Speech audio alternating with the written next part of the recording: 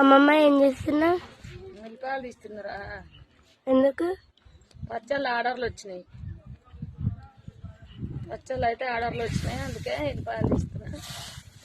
తేటగా పొట్టు తీసి ఇంకా పచ్చడి పెడదామని.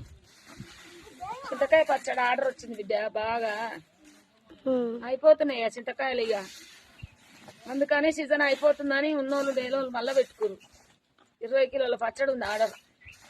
ఎండాకాలం కదా వచ్చేది, ఏం తెచ్చుకుంటాం రోడ్డు మీదకి మాట మాట పోయి అని ఆర్డర్ పెట్టుకుంటే ఇంట్లో ఉంటే చల్ల పోసుకొని పెరిగేసుకొని ఇంత చింతకాయ పచ్చడి వేసుకొని అన్నం తింటే కడుపులో చల్లగా ఉంటుంది అని అందరూ అయితే ఆర్డర్ పెట్టుకుని